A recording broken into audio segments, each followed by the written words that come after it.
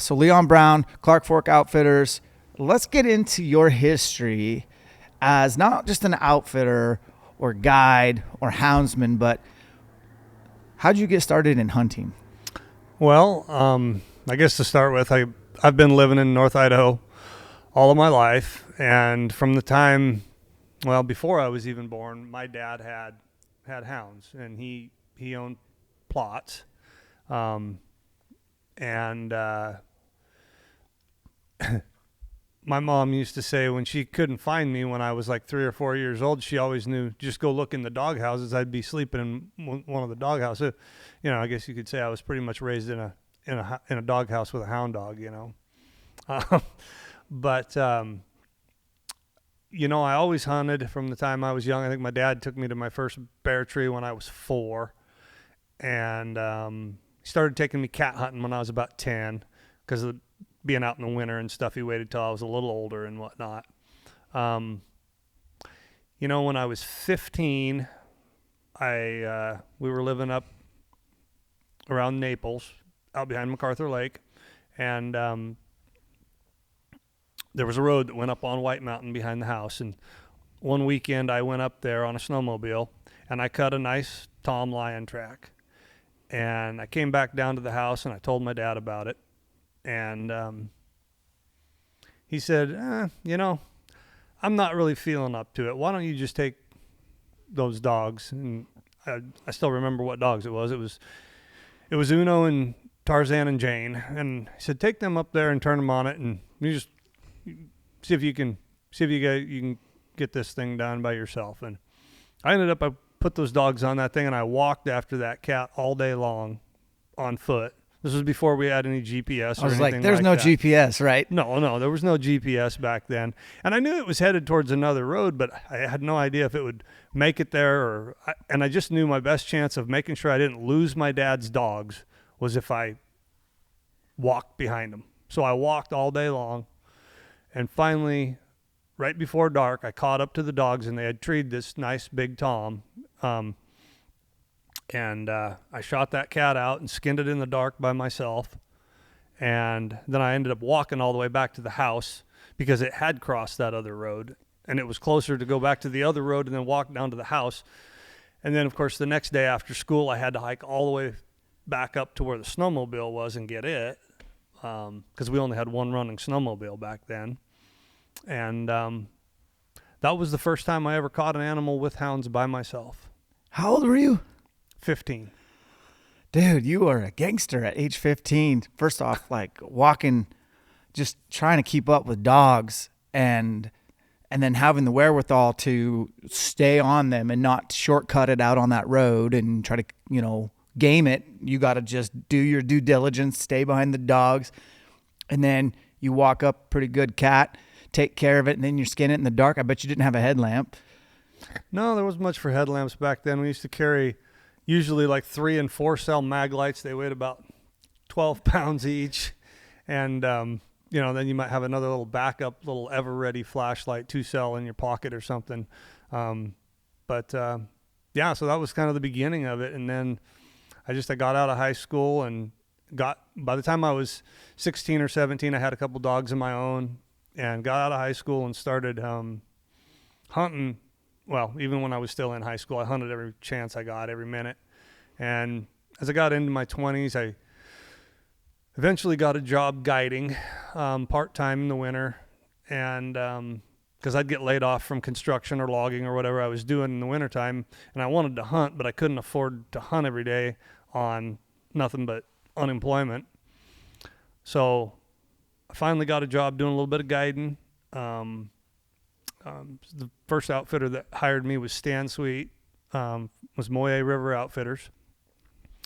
And one thing just evolved into another, and pretty soon by about 07, 06, 05, maybe even 04, I was pretty much guiding as much as I could. I was working for 3-4 different outfitters in Idaho, and I was doing some stuff in California and Nevada too, and still doing a little bit of construction on the side here and there.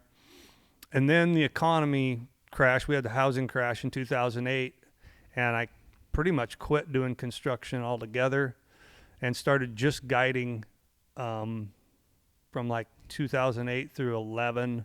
2012, Molly and I bought Clark Fork Outfitters, and I quit running around the country and guiding for other outfitters, and that's kind of where we've been ever since. In 2014, we were able to buy out North Idaho Mountain Outfitting from the Clemensons, and that was a contiguous area to the existing Clark Fork Outfitters area, and combined the two areas. And so that gave me a good portion of the north end of Unit 4 in Idaho. Originally, Clark Fork Outfitters just had all of Unit 4A.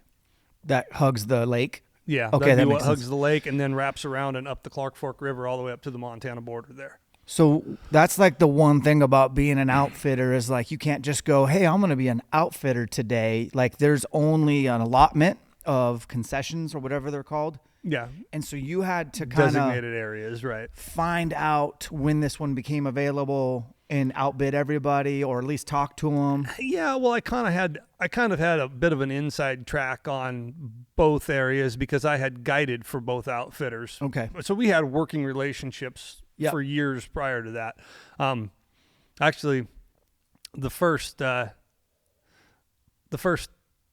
televised or videoed hunt, I mean professionally videoed hunt that I ever did was for Clark Fork Outfitters, and it was for a lady named Brenda Valentine, who had I know that name from back in the day. Yeah, she had. That was back when she had Whitetail Adventures with Brenda Valentine on the Outdoor Network and or Outdoor Channel, I guess it was. And so that was in 2004. That was and that was quite an experience for me. But she did a mountain lion hunt, and she got a nice cat, and we got some good footage. And but anyway. I had working relationships with both of the businesses already, and, I was able to eventually negotiate deals with both outfitters. And for the last 10 years, we've had both areas and just been kind of trudging along. Yeah, so 08 kind of forced your hand to really bet on yourself or double down on Leon versus, it's like you and Molly talked and we're like, it's run dry, the construction run. And I remember, man, I remember 08. I'm old and we're probably close in age. And I just was like, you had to be able to pivot back in that day. Yeah. And so you pivoted by just doubling down on yourself and going all in on your own outfit. Were you guys apprehensive at all, or just figured you don't know what you don't know and you'll find out? I mean, it was probably one of the most nerve-wracking things that we ever did, to just go all in and say, yeah, we're gonna buy the whole thing. I mean, when you're just guiding, you don't make a lot of money, but you don't have a lot of expenses either. When you sign a 6-digit mortgage on something, it becomes a whole nother ball game. You've got to double down. And we worked our tails off, and it took us a long time. We finally have the business is paid off anyway. So that's congratulations. What year did you graduate high school? 1994. Okay, so you're 94. I'm 2000. Talk to me about 94 to 2001. Those are the years that I didn't know anything about archery elk hunting, which is now my life. Mm-hmm. Not really. It's faith, family, fitness, then elk hunting. But those years were magical in North Idaho, and I didn't experience it. Would like to lean in on what was it like going elk hunting in the Panhandle in the late 90s? Well, I wish I knew more about elk hunting back then. My dad didn't kill his first bull until I was almost about ready to get my hunting license. He had been a houndsman for forever. And when you start talking about the far north Panhandle, like up in Unit 1, the population wasn't as good up there in the Selkirks and the Cabinets. and particularly the Selkirks, probably in the 80s and 90s and 70s, as it was in, say, the St. Joe and the Coeur d'Alene River and further south in the Clearwater and so on. But we did see an elk explosion in the 80s and 90s. And so I guess it would have been about, 1985. My dad decided to take up elk hunting. And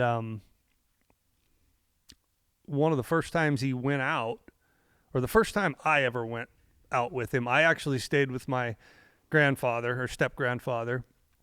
And my dad hiked way up on this mountain, and we heard him shoot up there. And he killed a 352 bull. That's his first bull. It was his first bull. And it's a North Idaho 350 bull, so you know it's got tree trunk heavy. You know the deal. Yeah, it was a massive bull. They're built different up there. Of course, this was back in the day before rangefinders or anything like that. And Dad didn't judge the shot exactly right. I mean, he was shooting a 30-06, and it was a long shot. And unfortunately, did not find the bull till, I guess it was a couple days later or something anyway. When he did find it, there was a bear eating it, which bluff charged him, and he ended up shooting the bear. So my real memory as a 10-year-old boy down there on the road with Grandpa is watching my dad coming down the hill with a 350 bull rack over his shoulders, dragging about a 250-pound bear behind him. Dude, your dad's a legend. Is your dad still alive? Yep. That's cool. How old's your dad? Dad just turned 74 Friday. Years young. Was he a logger? Was he in construction? No, he did mostly construction, did some guiding, but mostly construction. Okay. Yeah. I just know from good friends like Dan Evans. He was living in St. Mary's and hunting it in the late 90s, and he showed me all the photos. And my father-in-law, Terry Turnbow, he's a Kellogg boy. So he grew up hunting right there in the 70s when he was playing high school, 80s, 90s, and and I didn't start rubbing elbows with my father-in-law till I met my wife in 2009. And by 2009, I'd been kind of figured out elk hunting a little bit, and we started talking to him, and he was just telling me, "You're not hunting the heyday, bro. It's not like it was." And it was pretty freaking good when we were talking at that point in time. Right. So I could only imagine. But just to give you an example, it was like he would say, you pretty much could head into any drainage, get a herd bull to answer you, and he'd have anywhere between 3 and 6 satellite bulls spread out throughout the drainage. And it's North Idaho, so like it's vocalization. And I remember those days, when I first started. So I didn't kill my first bull until about 92 myself. And I bugled that bull in. It was a 5-point bull, and I bugled it in about a half a mile from our house.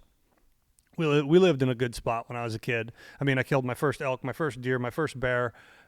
Well, no, not my first bear, but my first elk, my first deer, and my first lion. I pretty much walked from the house to kill all of them. Or I was within walking distance of the house when I killed all of them. But so I didn't even start elk hunting or kill an elk anyway till I was like 16 years old. But the minute I bugled him in after school one day, and I was hooked completely on elk hunting. And I started guiding elk hunts in like 2004 for Clark Fork Outfitters. And I remember, going in one drainage in particular. I remember standing there, and I had a big herd bull in the bottom answering me. And then I had, I believe it was 7 other bulls in that drainage that were talking all around him. And then we spotted, I think it was 2 raghorns and a spike that were feeding on a brushy hillside on the other side. They were in that, but they weren't saying a word. They weren't even interested. Yeah. No, they didn't. They'd already had their butts ran off a long time ago. Yep. And they wouldn't even pick their head up when another bull would bugle. And I mean, it was nonstop bugling in that hole. There was a bull bugling somewhere.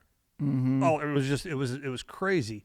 And I mean, I managed to find success as a guide archery hunting the very first year I ever guided archery hunters, and I had never even shot an elk with a bow at that point in time. Matter of fact, I'm not even sure if I owned a bow. Yep. It was actually the fact that I was like, well, if I'm going to be out, because I'd always just been a rifle hunter and I'd always been able to fill my tag, but I decided, well, I guess if I'm going to be out here guiding guys on elk archery hunts, I better learn how to do this myself, you know? And like I said, I was fortunate enough to find success that first season, the first hunt I ever guided. Actually, we had I don't know how many bulls in archery range, and it was the second bull that we shot at that we actually ended up killing. So that was really where my archery elk hunting thing started, was about 05, and then by 010, by 10 I started finding wolf tracks. In 2010 was that first year for you? was the first year. Yeah, you know, they came up through the Clearwater, and then they got into the St. Joe, then they got into the south end of Unit 4, and then there was wolves that were kind of moving down out of Canada coming down through Unit 1, and the two populations seemed to have kind of met. Right where you are. Where at. I That was. makes and so much sense. They didn't really show up there. The winter of 2010, when I was lion hunting, I found a single wolf track walking through. The winter of 2011, I found a pair of wolf tracks walking through. The winter of 2012, there was a whole pack. And by the winter of 13, 14, there was multiple packs. That's how fast they, took it when they did. But, those I'm years. chills just because, like, I have a very strict timeline. I had a place in the St. Joe for years. For 15 years, my dad and I bought a cabin before I had kids and a wife, when I actually had money.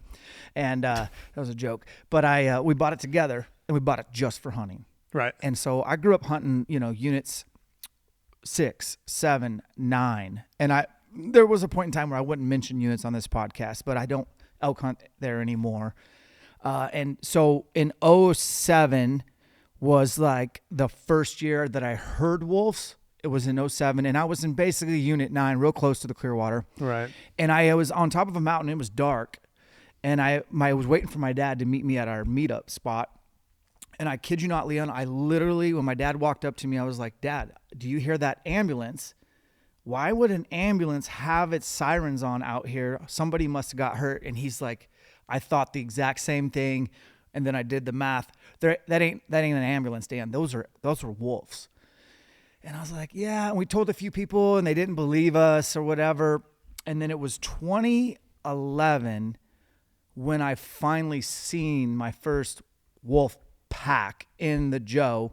Actually, it was not the Joe. It was the what part of the Coeur d'Alene's ties into the St. Joe? Well, the south end of Unit 4. Yeah, well, I mean, the South Fork runs up towards like Lookout Pass. Yeah, so it was right in that area. So, like, you go up over Moon Pass. Yeah. Say you'd be dropping down into the South Fork. It was right there. It was 2011, and I had I was hunting that particular unit. I think it was August 30th. And on that side of the divide, you could hunt August 30th. But if you were on the south side of the divide, you had to wait till September 6th. They had changed the archery dates. So I'm like, well, I got this tag. Let's go hunt the north side of the divide. Two 5-point bulls in a beautiful North Idaho basin, which those are few and far between. Oh, yeah. No trees. We're on the rim. We're watching 2 bulls feeding, and we're just waiting for the thermals to switch, Leon. And so this is great. I got my old buddy Dave Renberg with me, and he's in his late 60s. He's just kind of a mentor, and he's there to call for me. And then we hear a wolf howl. And I was like, did you hear that, Dave? And Dave can't hear for shit. And he's like, no, I didn't hear it. And I was like, no, dude, I swear to you, I just heard it. What? Did you hear that one? Did you hear that one? And then it was all of a sudden, every finger had a wolf howling.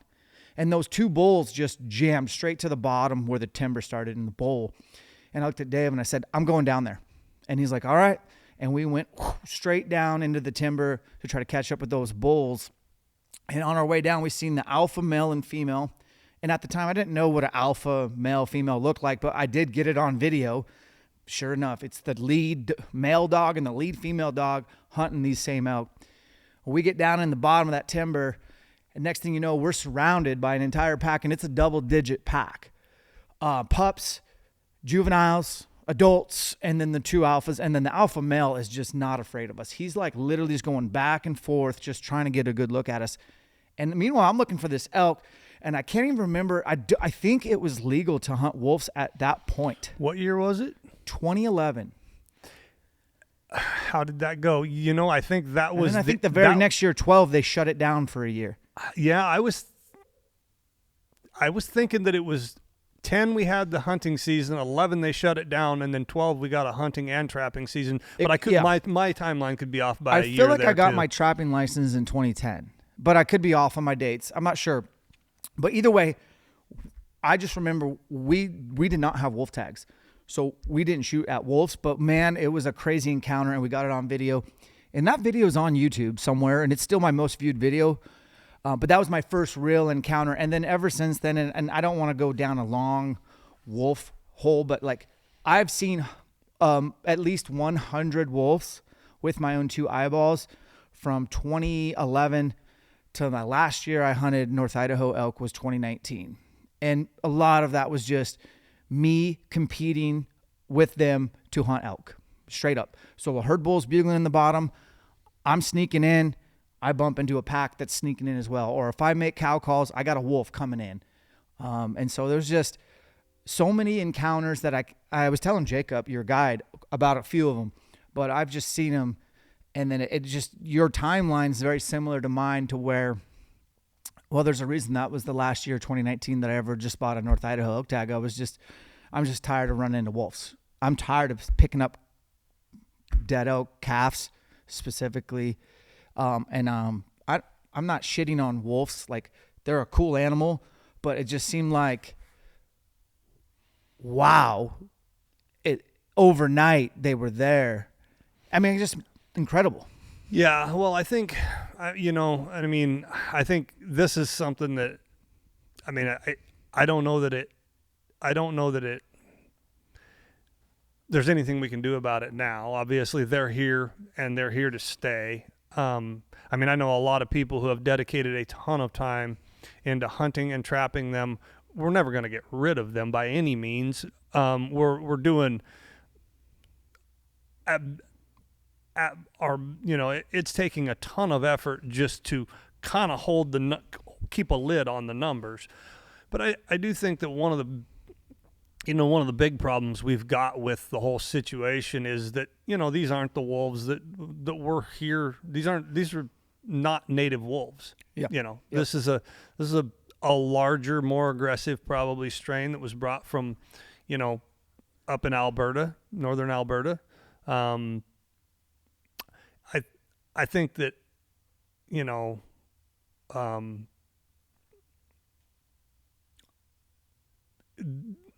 like you say, before the wolves were ever brought into Idaho, I was starting to find an occasional wolf track coming out of Canada up in Bonners. And, I watched that go from a wolf track to a pair of wolf tracks to a group of wolves. And by the time there was getting to be like a group of wolves, then people were starting to talk about the wolves that had been dropped down in the Nez Perce and the wilderness and Yellowstone and whatever. But those wolves were still a long, long ways away. The wolf tracks we were finding up around Bonners Ferry, just north of the Canadian border, those were native wolves that had just moved in on their own. And so I feel like bringing those wolves here was really an unnecessary thing. They were on their way already. They just hadn't quite got here yet. I think you're going to see that same thing in Colorado, where, the reintroduction wolves of 96 Yellowstone are going to make their way into and have Utah, Colorado. Wolves, if people are going to call BS on anything we're saying, I would just invite you to look at a colored map of a wolf in Wyoming, and it'll literally tour the entire state and not even blink.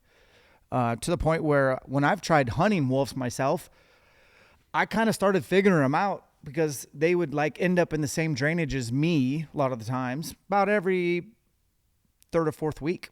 Right. They just show back up.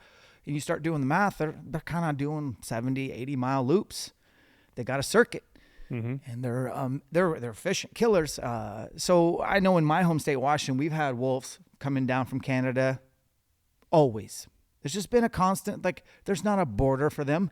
No. It's a blurred line. And yeah, it's interesting. At least your state has a management program. Imagine being in my state where there's nothing we can do. It's you know, the lack of action by Washington and Oregon both, because you know they've been delisted in Eastern Washington, Eastern Oregon for quite some time, and I mean the lack of action by the states, it just it's hard to wrap your head around it as a sportsman and as a hunter. You know, it's pretty sad to see the West Side just dictate policy, and you know, they're not the ones that are, you know, the people in Tacoma are not the ones living out here in Chihuahua with wolf packs running through their back pasture and whatever, you know. Well, you look at Colorado. I mean, it's Denver and Boulder that voted ballot boxed those wolves in. You ever been to Banff or Glacier? Yeah. You know what's cool when you go to a national park? Like, there's no hunting allowed, right? So you see mule deer and mountain goats and sheep. You know what you also see? Grizzly bears that don't give an F about you and aren't scared of you. You know what's also interesting is those same grizzly bears in the national park also roam outside the park in the same grounds that we recreate in, and it's the same rule. You can't hunt them. So you get that same behavior of, well, why would I be afraid of man? You know, or even if your dogs ran across a grizzly, it's not going to be pretty, man. So to pivot the conversation, like, I'm all for managing animals and making sure they're on the landscape, like 1,000%, but also I'm in favor of having kind of dominion of the land a little into the lens of, I'd rather a grizzly bear have like a memory of not a good encounter with a human. Oh, absolutely. Versus no recollection of that ever, and not, you know, because how many grizzlies have you ran into in your area? I have never had a firsthand encounter with a grizzly, and we've only ever even had a couple of like trail camera pictures. You have had them on trail cam? Yeah, mostly just one bear. Okay. It you know, that bear, and it's just been in the last couple of years, and it doesn't stick around. It comes in there, or I don't think it ever came in there last fall, but the 2 falls before, it came in there, it hit a couple of baits. We quit baiting, of course, immediately quit baiting the baits. Yeah. We don't want to, you know, condition it and whatever. And then it wandered off, went back across the Clark Fork River and went back up into the cabinets, you know. Really? Yep. And so I've never had a firsthand encounter. I've only seen one grizzly bear in Idaho myself.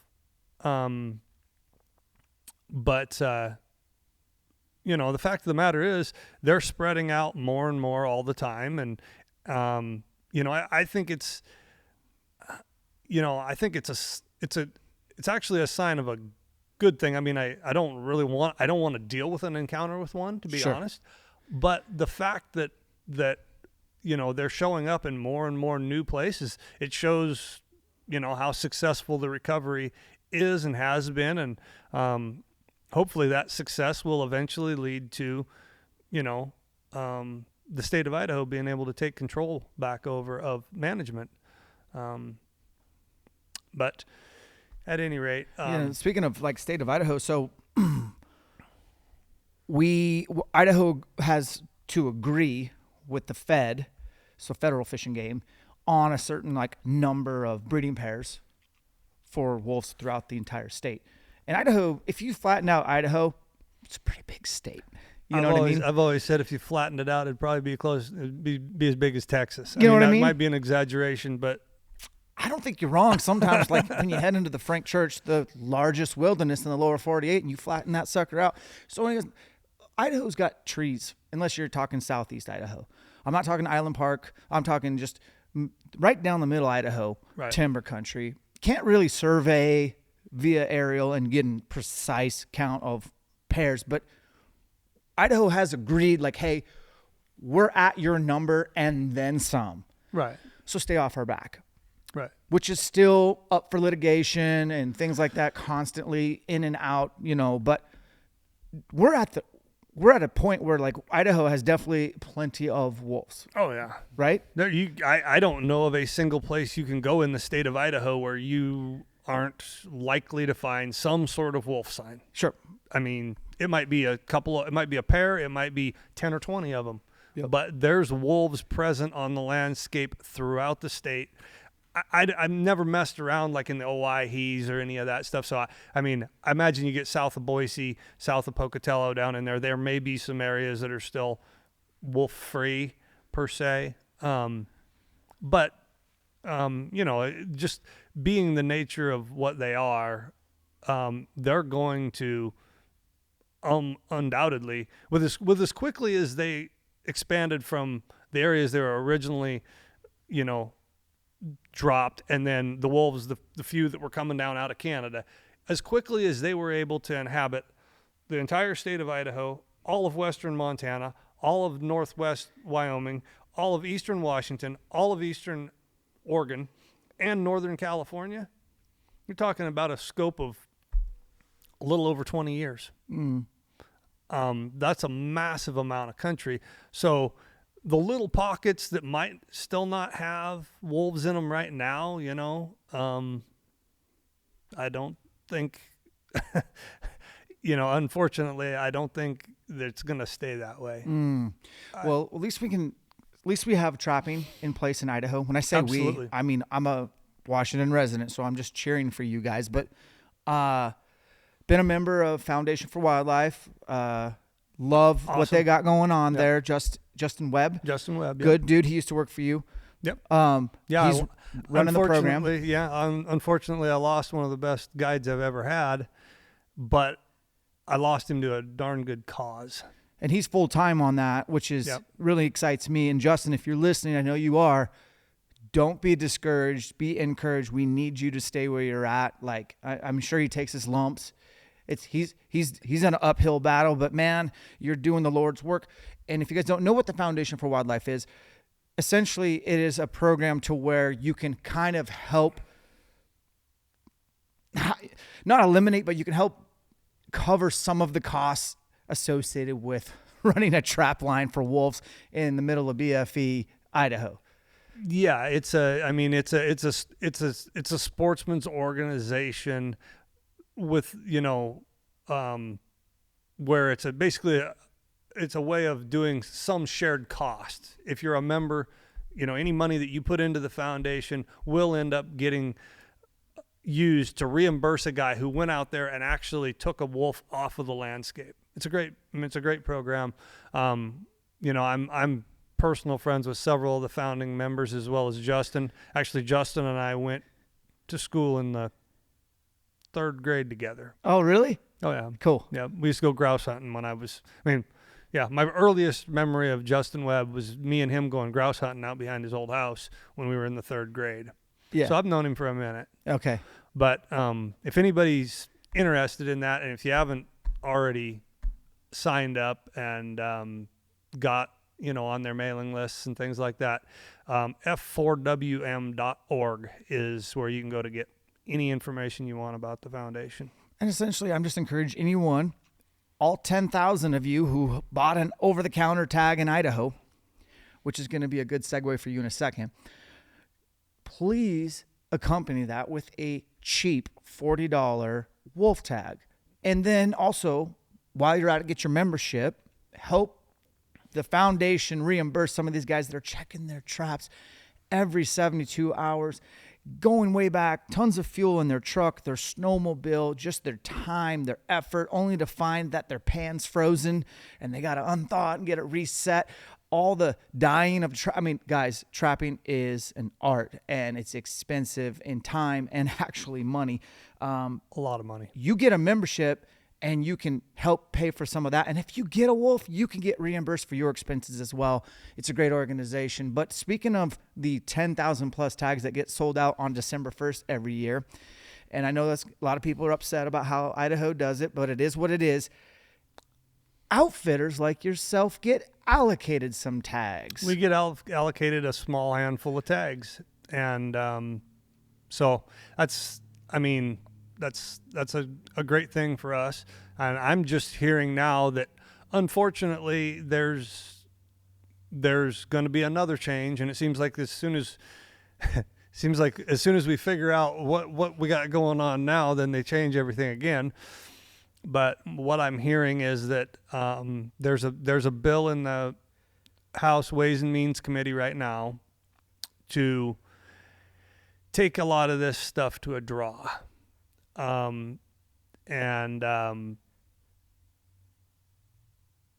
We're being told that they are going to protect the outfitter allocation. I think that's cool. But I think there's been a lot of unhappy people about the way that, it's been such a mad rush to try to get a tag in Idaho for the last couple of years that everybody's complaining about it. And so, now the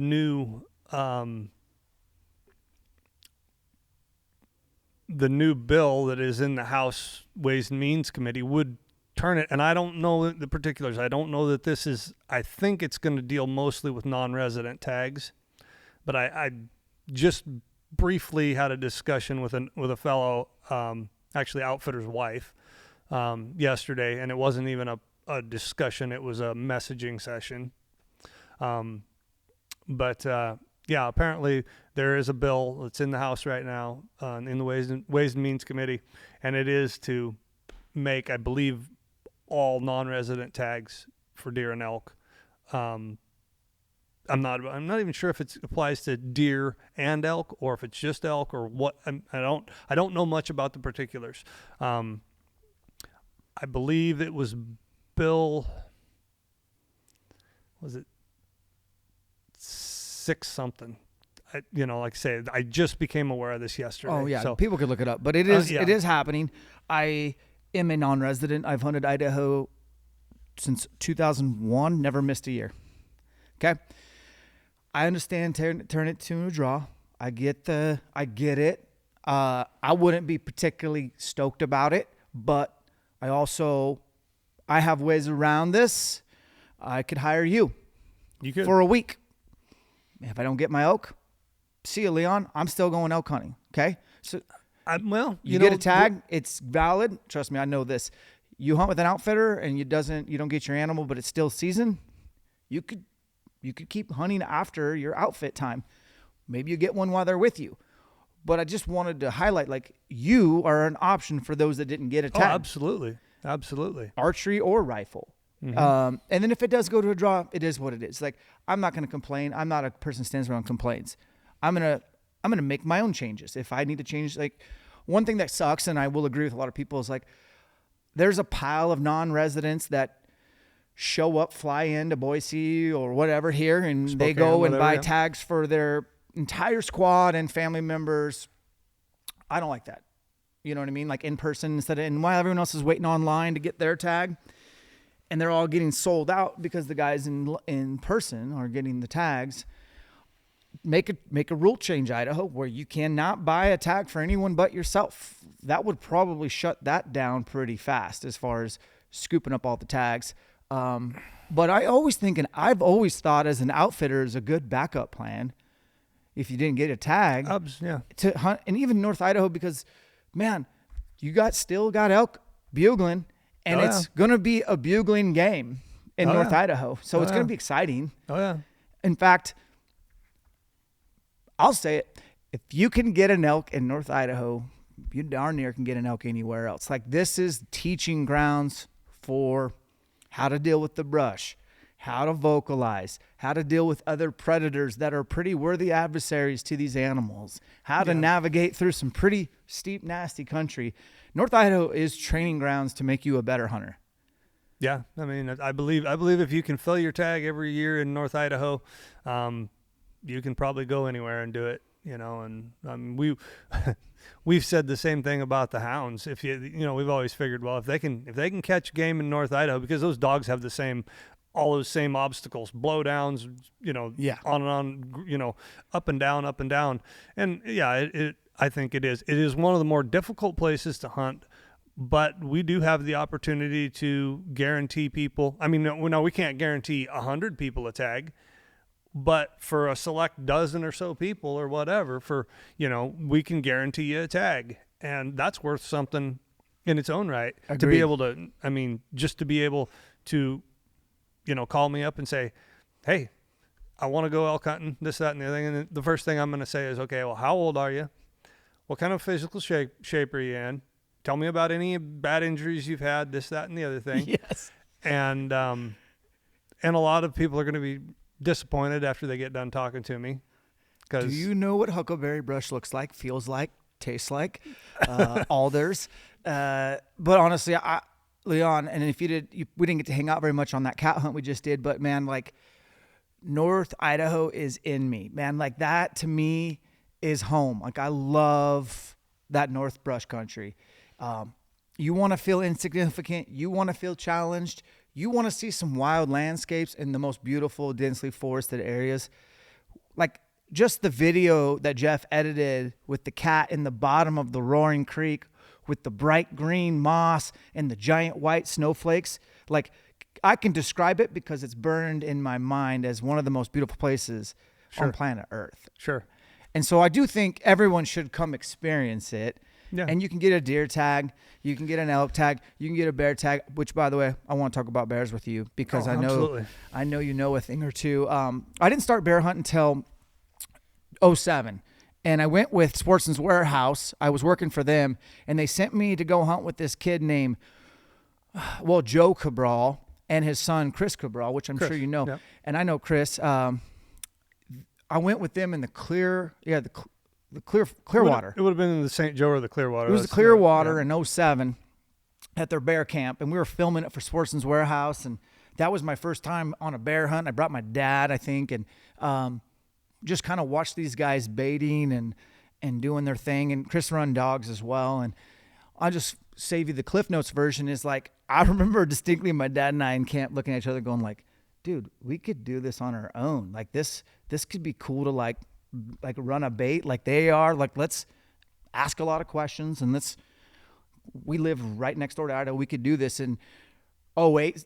I think we baited bears for the next 8 to 10 years, like DIY, and we learned everything from the Cabrals. So thank you, Cabrals, for unknowingly teaching us your best tricks. But honestly, it was cool to see. I met guys from all over the country that were coming to hunt bears, and it's a cool vibe. Like for anyone interested in spring bear hunting with someone like Leon is like, you'll have to talk about using hounds because I don't know a lot about it, but for even baits, it's a pretty low key hunt. Like you're not getting up at the crack of dawn, but I promise you are staying up super late. Yep. And baiting is actually, if I had a choice, I wouldn't bait right now. And it's not because I don't think I think baiting's harder.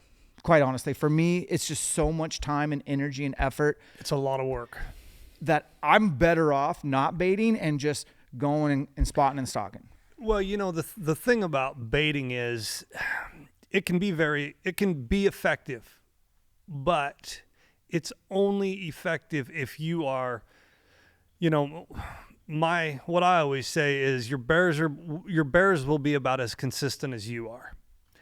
That is to say, if there's food there every day, they'll show up every day. Yep. But you let that bait run dry for over 24 hours, and those bears will wander. A bear's going to find something to eat. He's going to wander off and go somewhere else, find something to eat somewhere else. So in order to do it right, you either have to, do it like we do it and be out there multiple days a week, restocking that bait, this, that, or the other thing. And that means you have to be somewhere in that, somewhere within driving distance. You have to have the time, the energy, the gas money, all that, and the bait and all that in order to do it, effectively. But if you want to just come out and enjoy a nice hunt and whatever, we've got the baits that have been stocked for, sometime before you ever going to arrive to come hunting. And, we put a lot of time and a lot of energy into our baits. And you have the baits that have been out for decades where like there are bears that have Onyx in their brain and they have it like waypoints dropped at all your historical baits, and that's all they've ever known. Like they know there's a food source there come spring. Oh yeah. That's a huge advantage. And you can't just throw bait out randomly, willy-nilly, and be like, oh, the bears are going to come and I can hunt over this. No, explain that nuance a little bit. Well, you know, typically, you know, like the very first bait I established that was good, and this was before I ever even guided a hunter. And I still, that bait, I started it in the area that is now my outfitting area, and I still have that bait going. That bait was started in about 1996, so that bait's been there for like 30 years. And yeah, so there's generations of bears that have come to that same spot.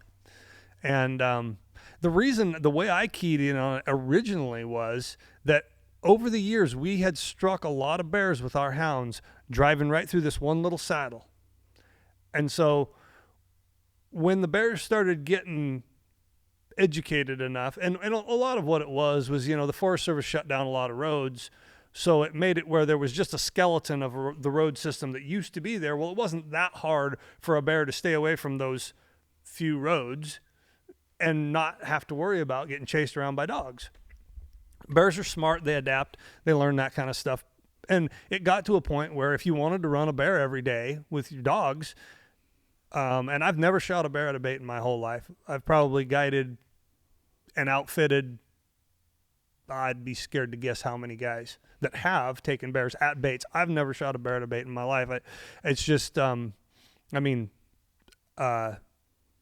guess by the time I started really seriously baiting, like with tree stands and all that stuff, I was already guiding, and I'm not doing it for me. I'm doing it for my clients. And I had already taken a lot of bears in my life by that point in time. I really, no reason to shoot another one. Other than the meat. The meat is, if you don't eat bear meat already, you ought to. Especially spring. Yeah, well, and I mean, in the fall, they're great too. There's a lot more work getting all the fat off of them. I'll take a post huckleberry bear any day. So when you're setting up baits, Leon, like, and I'm going to get into where to shoot a bear with a bow, because like that gets debated a lot. And I really want to hear from the guy who's had countless hunters succeed, probably some fail. We can talk about the failure, but you know, for me, as I worked through places to bait, here's what I eventually did. Feel free to comment if I'm doing it wrong or not. Like I said, I haven't baited in a few years. We're thinking about doing a bait this year, but mainly just because I got some new friends that are getting into bow hunting. Mm-hmm. And I think that's one of the best controlled environments to make sure they don't shoot a sow with cubs and that they can make a pretty good controlled shot. You know, spotting and stalking a bear, bears just don't ever stop moving. So when you're on the ground with a bow, I've shot many spot and stalk, man, it's just nerve-wracking because it's like they are constantly moving. Even when they're just on a road feeding, they're spazzes. But at the end of the day, what I finally found that worked for me is you got to know the rules. You can't have your bait X amount of distance from running water, a national forest road, but it doesn't mean you want to go 10 miles in the backcountry, because you got to, like you said, keep that thing fed, right? So finding good topography, saddles, ridge lines, things like that, where water's not too far away, because they do need a lot of water, where they can bed and where you can play the thermals and get in and get out to your set. But I think I told Molly at the beginning when you guys got here before we recorded, it was like, I can't even tell you how many big bears I didn't get that knew when I was in the stand and when I wasn't. To the point where we finally, I won't say I invented this phrase, but I pretty much coined the phrase. Ground and pound is what my dad and I started calling it. And we did it in like probably 13 or 14. We would find an old skid road that dead ended next into timber. And we would hike in a barrel and a bait, and we'd get it loaded up, and then we'd block it, and we wouldn't put a tree stand up. We stopped putting tree stands up. But what we could do is we could slip around in the evenings once the sun set or the thermals are behaving properly, and we could peek around the corner with binoculars, and we could see if a bear was on the bait or not with about 30 minutes of daylight left. And then we could cover that 400 yards, and we'd take rakes. I'm not kidding. And we'd rake out the trail or the old cat road so that it was quiet.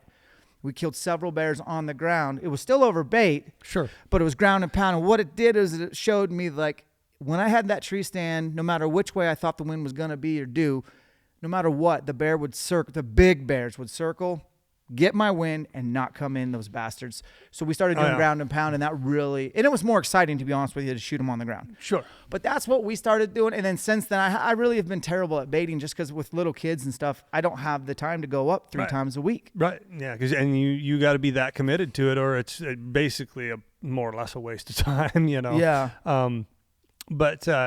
Yeah. And you know, it's funny because, like, I know I had one particular bait just comes to mind. I'd been baiting it for quite a while, had several bears on it, this, that, and the other thing. And had a guide go in and set up a tree stand. And he didn't understand where I wanted him to put it. But I thought, well, you know, I mean, these bears, they smell us at these baits all the time anyways. Even if he has an inkling that we might be around somewhere, this, that, or the other thing, it should be all right. I started putting hunters in that stand. Nobody was seeing nothing. And I mean, you know, I got multiple bears coming to this bait. Anytime when there wasn't a hunter in the stand, then I'd put a hunter in the stand, nothing.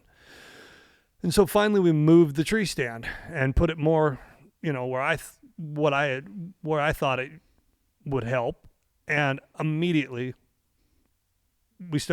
hunters started seeing bears and taking bears out of that stand. And so something as subtle as moving your stand from, say when you walk into this bait where the original stand was at about 3:00 to the bait. Well, instead of putting it there, I put it over here at 10:00. And the difference between that was the whole difference in nobody seeing anything and guys seeing multiple bears in one night from the same stand.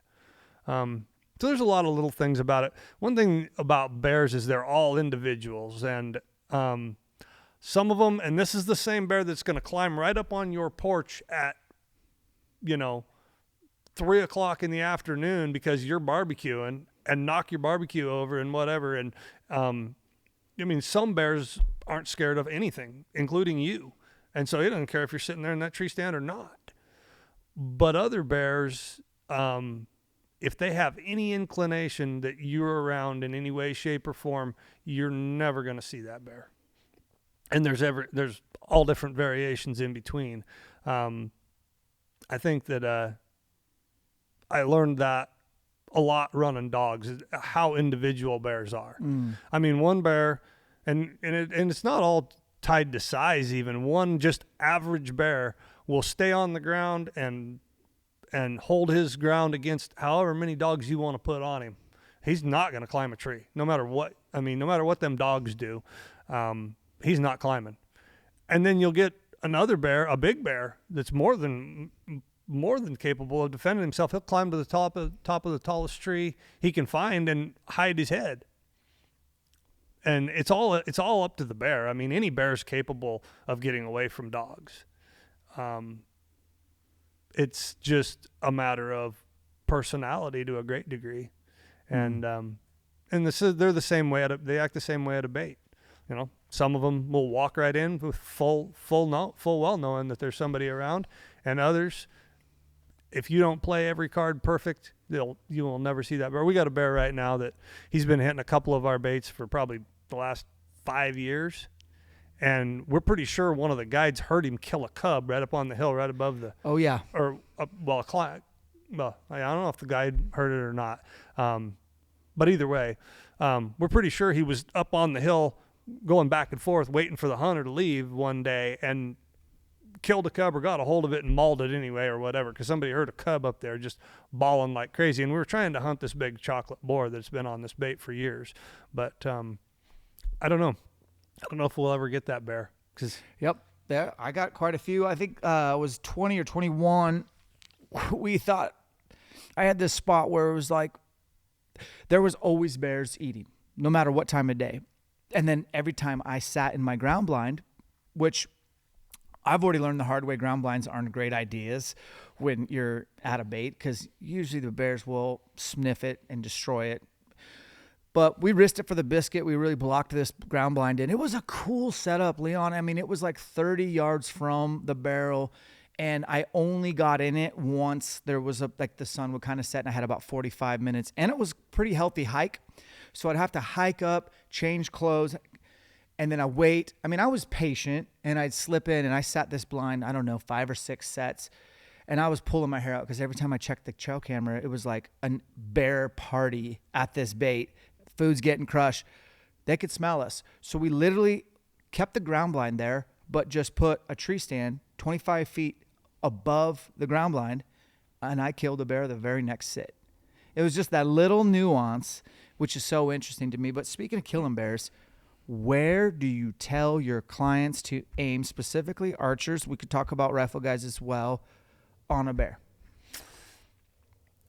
Well, you know, my feelings about it, and from what I've seen over the years, is they are not that much different than a deer or an elk. I'm going to shoot them basically in the same spot I would shoot a deer or an elk. I'm going to shoot them right in that crease. I'm not going to be that worried about, even if I'm shooting a bow, I'm not going to be that worried about clipping the back of the shoulder. You know, because the way that those, of course, we're built different than a bear, but still yet, you know, in the middle of the shoulder, if you're not low and you're not high, even if you're into the shoulder meat, you're not going to hit a bone. You know, that scapula is clear up here, you know, and it runs forward to the point of the shoulder, and the point of the shoulder where that socket is, it's right here. You know, if you shoot him here, you're not going to hit it. And, you know, I mean, yeah, a liver hit will kill, but it's, you know, usually, especially when you're shooting a bow, you have to have a good enough blood trail to find that animal. And, you know, so I would rather shoot a little bit, maybe in front of the lungs even, or not hit the lungs as well. And the reason why I say that is because all of the plumbing that feeds the heart, the brains, all the big arteries and everything that you know keep the carries blood is going forward. I mean, there are a couple. I'm not sure exactly how. I mean, it goes forward, up, and then you know you've got those. You got the aorta or whatever that runs down, or no, whatever the huge veins are that come right underneath the spine that go down into the back legs. But most all of that plumbing goes forward. And I've seen more bears lost or very difficult to recover because of being shot too far back than anything. You are saying what I thought you wouldn't say, to be honest with you. I'm surprised, but I also believe you. You've just been there, done that. Bears have thin skin. Can we agree with that? Like maybe some of the thinnest? I mean, it's thinner than an elk. Yeah. I mean, it's thinner than an elk. It's possibly a little slightly thicker than a deer, but I mean they're a thin-skinned animal, yeah. And then their hair is like a sponge. Yeah. And all it does is absorb blood that you would hope to be on the ground, that you're not going to find a lot of instances because it's soaked up into the sponge-like material called hair, bear hair. So I do agree with you as far as like, man, a pass-through would be really important on a bear to get 2 holes versus 1 just because of the sponge-like behavior of the hair. Shooting them in the middle or kind of like off the middle a little bit towards the shoulder is still where I aim, to be honest with you, but I have only lost I've lost 1 bear for sure, and I have the video footage where I shot him at an elevated angle behind the shoulder tight. Now, because of the angle, it's tough to like figure out what happened. And angles are probably the most important part of that shot placement. You know, I mean, when you start talking about picking a spot, that spot only applies if that bear is at the exact angle that you're envisioning. You know, I mean, so if it's exactly 90 degrees to you and you shoot it, you know, 6 inches behind the shoulder, yeah, that's going to be a good shot. But if that bear's actually quartering towards you a little bit, well, now all of a sudden you've clipped one lung and hit the liver a little bit. Yeah. You know, so I tend to err towards, I would rather hold tighter to that front shoulder. I'm not that worried about hitting that shoulder blade. or the, any part of the shoulder bone. Because there's a good amount of meat there if your elevation's correct, there's a good amount of meat there before you're going to get to any type of bone that's going to stop an arrow. And, the first bear I ever shot with a bow, it was very close. I was elk hunting and I was cow calling, and this bear come wandering into the setup, and I was just like, what the heck? I've never shot a bear with a bow in my life. I'm going to do this. And, I held that right up tight in the crease of the shoulder. The bear was perfectly broadside to me at about 10 yards or less. And, that bear took off, and it hit the ground once, and then it went to try to jump over a log that was about that high off of the ground, and it slammed into the log, and it fell over on its back and went, bah. Yeah. And that was it. I mean, that bear was stone cold dead in 2 seconds. What do you think about this, man? Because you're the outfitter. You got people, they're your clients, your customers. Like, you said pick a spot, and I kind of laughed because picking a spot on a bear who's on a cat road at 4 o'clock in the afternoon, man, that's easy. I can see where I'm hitting. Pick a spot at 7:30 p.m. when you have 30 minutes of daylight left, and the shadows, and to identify a spot on a bear is like next. It's just impossible. And the last thing is like, especially, when a bear comes in and they sit down and whatever, and it's just this big black glob is all it is. I mean, you can't identify where the back of the shoulder is and the front of the leg or anything. Do you tell your clients that, kind of give them a heads up? Well, yeah, and I mean, we try to set our baits up, where the guys are going to be close enough. So I don't use barrels on my baits. Yep. I mean, for one thing, packing all those barrels in and out of the woods twice a year, in for spring season, out, and then back in for fall season, back out, that would be, that's a tremendous amount of work on its own. So what I tend to do is I try to place the bait in an area where, the bear's going to find the most comfortable spot to come in there and sit down and eat.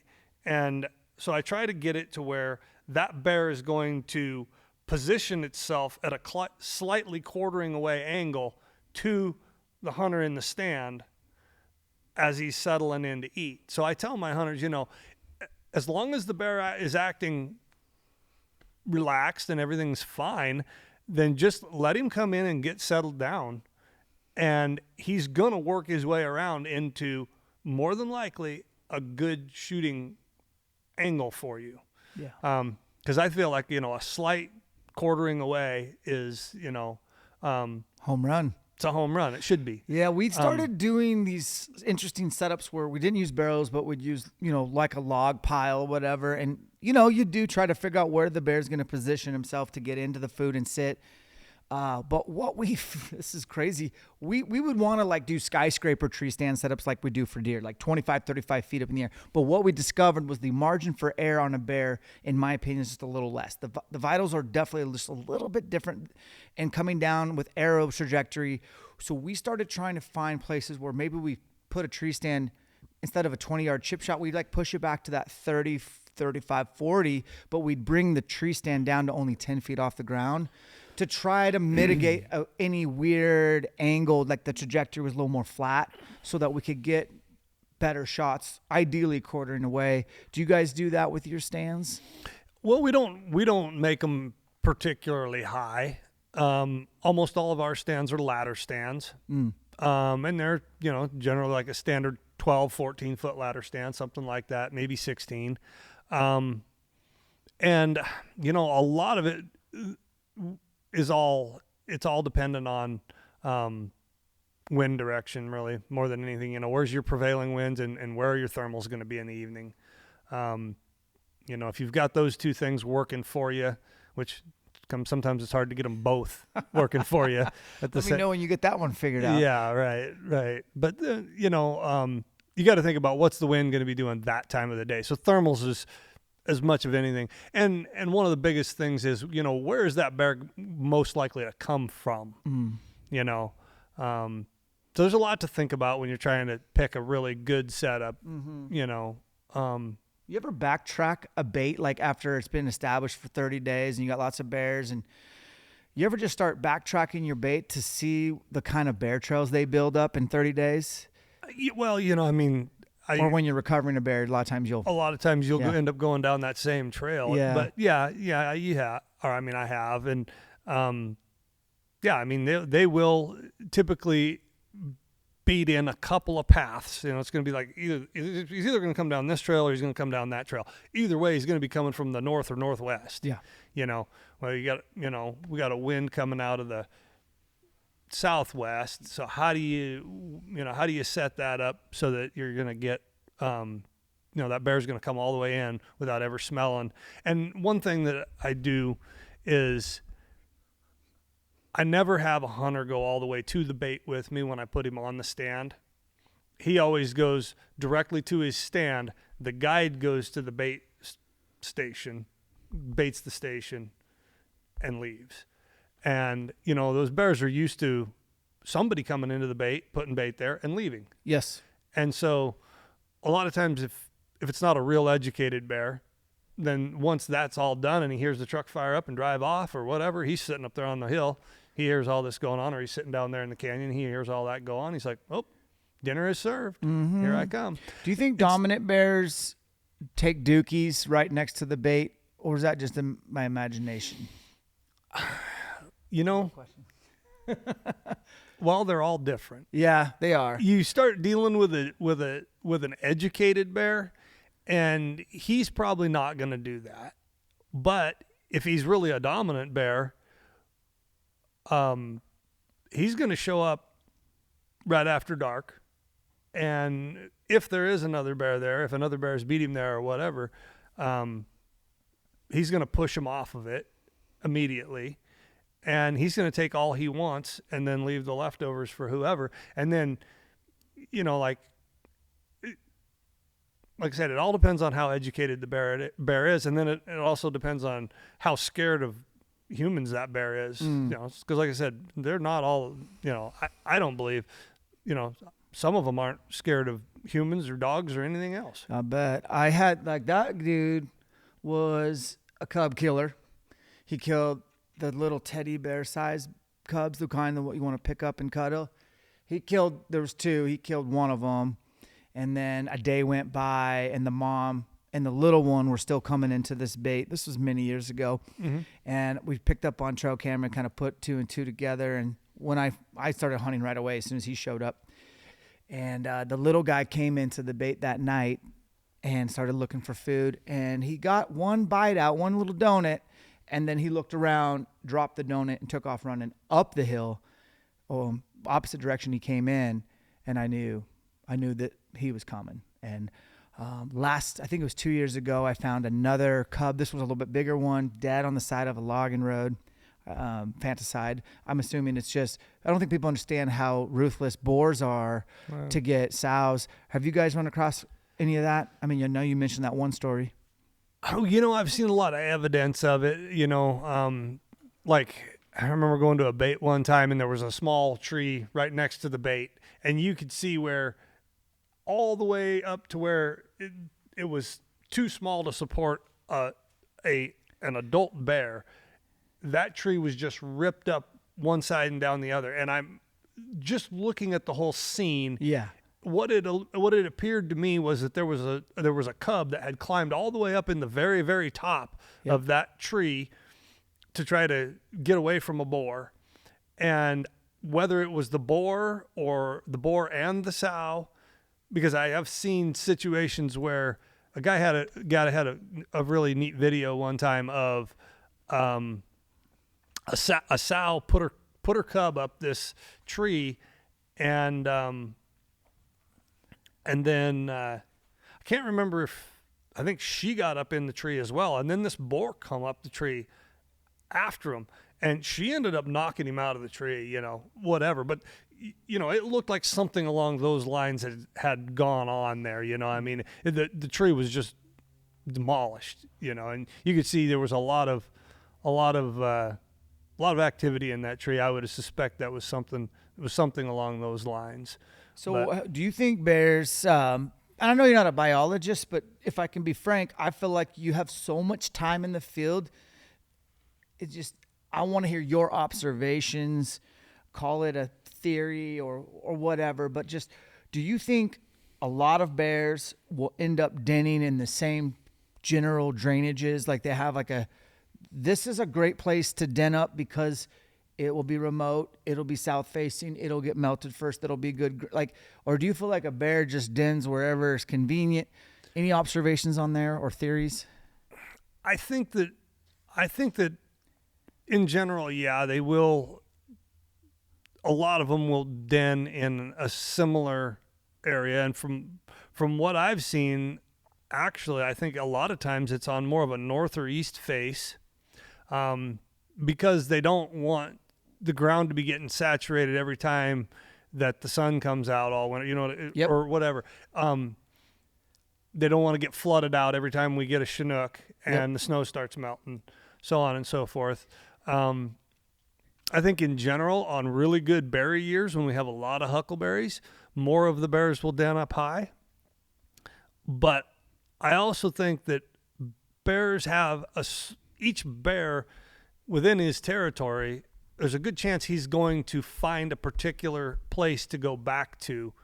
Maybe not the same exact hole, Right. but a canyon or an exposure in a certain canyon that he's going to go back to. And years ago, up by Bonner's Ferry, for multiple years in a row, I would find about the first, the end of October, first week in November, when we start getting them first snows up in the mountains, there was a really, really big black bear. I mean, I only assume it was the same bear because this bear you just don't see a whole lot of 6-inch wide front pads walking around in North Idaho, Yeah. And for like 3 years in a row, after the snow would fly, this bear would walk up this one drainage, and actually where he was headed up towards like Romanos Lakes. Okay. And every year for like 3 years in a row, after we got the first good snow, I would find where that bear would come out of like the Highland Flats area down on the bottom. And I would keep cutting him, crossing roads. And in the last I knew, and I believe he was headed up near Romanos or up into the head into Pack River to go down. I guarantee it. Yeah, that's so cool. And so I think they have a place that they go back to. And once again, I mean, every bear's different. Yeah. A friend of mine who he guided for Cody Carr quite a bit. Adam Johnson's his name. And oh yeah, I think I ran into him at some point. Yeah, Adam. Well, Adam actually has he does some bear hunts in the St. Joe. Okay. And but like I said, he guided for Cody for years. Well, he was guiding a hunt for Cody over there out of Thompson Falls. Okay. And they shot this bear that had a GPS collar on, and eventually he was able to get the GPS data from that bear, and it had been collared the spring before in the same little area where they killed it. And this would be like just east of Thompson Falls, up on a big south facing slope, where the bear was grassing up. Well, the following year they collared it right in that same drainage. And after it got done grassing up or whatever, when it left out of there, it went down and it crossed the Clark Fork River, and it went over towards Murray. It went through all that, up over the top, down into by Murray, Idaho. And then it worked its way south and along all that area between there and I-90. Eventually it crossed I-90, went onto the south side. Then it went up over the St. Joe Divide, and then it spent huckleberry season up just on the St. Joe side of the divide, up in like the head into Slate Creek and that in there. And then it turned around, and when the huckleberries started fading out, it walked all the way up by Red Ives, went over the top, dropped down in towards Superior, and then made a big loop out through and went and denned right back in that same drainage where they had collared it back in April or May, just east of Thompson Falls, just northeast of Thompson Falls. It's a hell of a circle. I mean, that is Right. wow. Right. Damn near in the Mallard Larkins. I mean, Yeah, I don't know if he ever got on the south side of the St. Dang, Joe no. River, but I mean, That's cool information, though. yeah, it was definitely interesting data to look at, you know. Yeah, they have like their own built-in GPS. Really, they know. Yeah. Now, that being said, though, we also had a big bear that was big enough we could kind of identify him, and he was a unique color. He had a big scar on his side, so on and so forth, that lived right in the drainage right across the road from my house. Okay. And that bear was there all the time. He's just residential. He was just resident. I mean, he lived right there in that, couple drainage. Now, I don't know, maybe in the fall of the year he might have went somewhere else, but he was always in there in the spring. Yeah. And yeah, I mean, for years. And of course, one of them big old smart bears, somebody should have got that bear, but it just never quite happened. Gotcha. I gotcha. Well, I know you drove all the way from Clark Fork. I don't want to take all your time, but I do want to touch on mountain lion hunting because I think it's the perception of mountain lion hunting. In my mind, I thought it was pretty black and white, but in the social media era, people will send me messages quite often. I'm pretty good at getting back to people, although I haven't in the last few days, so I'm going to be buried in messages. But I got so many messages from the showing us processing the meat, and like Jeff and I were we knew that we were eating mountain lion, and I had so many people go, I had no idea that people eat mountain lion, and I just took that for granted. I just thought it was common knowledge that, yeah, it's kind of like a pork type vibe. It's the other white meat, joking, but like. Yeah, you can eat mountain lions, guys. Like it's a pretty good protein source. I wouldn't rank it as good as bear meat per se, because it just doesn't have the fat content, but it's still a damn good lean protein source. It doesn't, yeah. In my mind, it doesn't have the flavor that bear meat has. I mean, I have bear and elk, I guess, are probably my two favorites. Okay. And I just like that flavor. And I mean, I like deer too. Mountain lion to me is, I won't call it bland, but it's not as flavorful as a beef steak or an elk steak or I back that up 1,000%. One of my favorite things is bear stew. And the more bear meat you put in it, the better. I love it. Yeah, so, I think that's great. Now, I guess the other thing is, so I have my phone right here. Mm-hmm. Let me read you some. So you saw the film that Jeff edited. Yeah, it was great. And we did drop a podcast today about the hunt. And I'm a pretty transparent guy. I've always learned that being transparent, I don't have to remember what I said. I probably said what I was thinking, and the truth is always enough. But sure, I let people know, hey, I didn't budget to go on a $7,000 to $10,000 mountain lion hunt, and I understand the going rate. I understand your expenses. I mean, hell, you had 2 guides yourself, X amount of dogs, 3 trucks, gas bill for all of them, everyone's time. I mean, that was just a 1-day hunt, right? Right. And so people could try to do what I did, but you'd have to live so close, and you'd have to be very convincing, which I think I was on this instance, but it doesn't always work out that way. It is what it is. Like you're not getting rich hunting mountain lions, bro. I think you just absolutely love your dogs. It's pretty apparent. And shout out to Jeff. Opening scene of that film, you see Leon giving his dog a hug, and it's like, for me, that film's about the dogs and the fact that we were able to capture them doing what they do. Right. That was the point. I didn't want to just be like, there's Dan. He gets out of the truck, walks up to the tree, shoots the cat, picks it up and holds it, takes a photo. He's a hero. No, that's not the story. The story is, I don't know where the hell these dogs are going to end up. We don't know where we're going to be today. And this is going to be exciting. And at the end of the day, dude, I do want to kill a mountain lion. I want one less mountain lion on the landscape. There's plenty of them. So can you kind of help explain maybe why you think mountain lion hunting is legit with hounds? Well, I mean, hot seat. In a situation like that, there's a lot that has to come together for you, even though, it is true that if you've got a dog that's been hunted quite a bit and whatever, and you happen to come along and there's a 10-minute-old mountain lion track and whatever, it can look pretty darn easy sometimes. It's like, hey, you turn the dog out, he trails the thing up there, The cat's right there. He jumps it. Cat runs down the hill, and boom, it's treed. Now, with that being said, that track where we turned on it up there, and I never did give you that footage. I was going to. No worries. But where we turned on it up there, you couldn't even see the track anymore. I mean, we'd seen the track that morning, but we wanted to make sure that cat was still around there, hadn't gone out the bottom and whatever. And we also wanted to look as well as we could to try to make sure there weren't any wolves in the area, because Chris, one of the guys that was there with me that day, he actually had 2 of his dogs killed by wolves back in June. Just, right? Couple drainages. Well, I mean, yeah, not far from where we originally turned the dogs loose. So we did some homework to make sure the wolves weren't in there. But long story short is, and we were waiting for you guys to get up there anyway. Long story short is, by the time we turned those dogs loose, you could not even see that track anymore. The wind it was up on a wind-blown hillside, and the track was gone.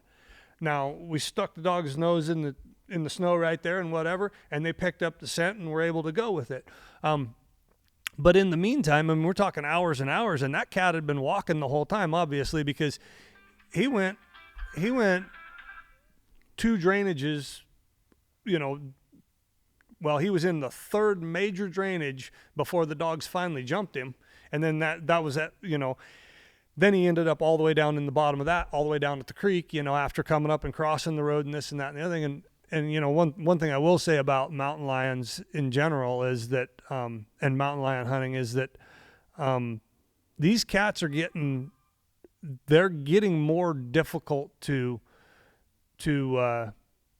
get caught, and I attribute a lot of it to the wolves. And I guess a good example of it is how that cat, I think the dogs had him treed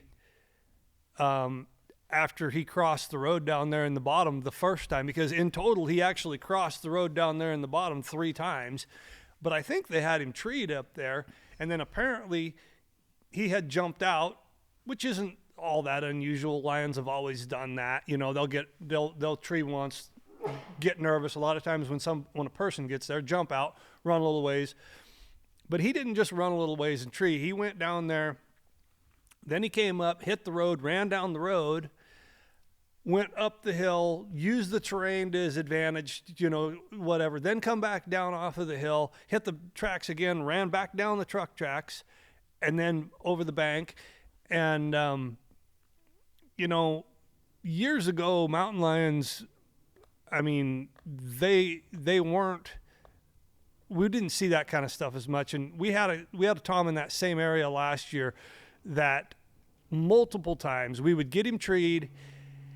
We would walk in. As soon as the first person got there, he would bail out of the tree and immediately work his way into the cliffiest, rockiest, and there's some really cliffy, rocky terrain over there. And at one point, we had one dog. On one of the hunts for that cat, we had one dog that had ended up cartwheeling down bad enough that it needed like Stitch's medical attention. We had 2 more dogs that were stuck on ledges down in a chute, and the cat got out of there and then went and treed on the top of another cliff in about the worst spot it possibly could. And eventually got away in the rocks and cliffs. We could have shot the cat, but there would have been no way of recovering it. It was a sheer drop off to Lake Pend Oreille. And long story short, I mean, we ended up having to lower my son down on ropes to get the 2 dogs out of the. You're kidding. No, the next day. Well, we went up that night and we lowered him over the edge about 150 feet to get the first dog, and then went back the next day and had to lower him down about 250 feet to the next ledge down from there to get that dog. And we had to get a boat to get the dog that had tumbled all the way to the lake, the one we ended up having to take to the vet. So the cats have definitely learned to use the terrain more, this and that and the other thing.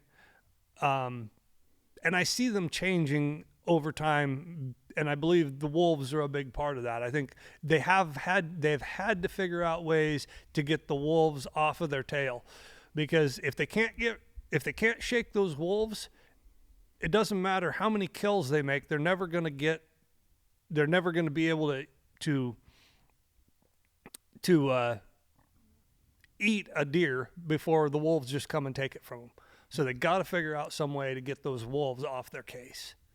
And yeah, I mean, years and years ago, I ran into an outfitter who told me about working on a lion study, and they had a cat who had her. They had a collar on her, and they were watching her, and she made kills several nights in a row. She killed deer, and every night the wolves would steal her deer kill. And finally, she went up into some big rocks and cliffs and whatever, and she stayed up there for several weeks until the wolves had been gone for a long time before she came back out of there. So I've known for a long time that, you know, the wolves will harass the lions, and I believe the lions, if they have a pack of wolves hounding them like that, they'll end up killing a lot more than normally a lion would kill a deer and it would be there for a week eating the deer. It's not going to go out and kill another one tomorrow night unless the wolves take that one. That makes sense. Yep. So I think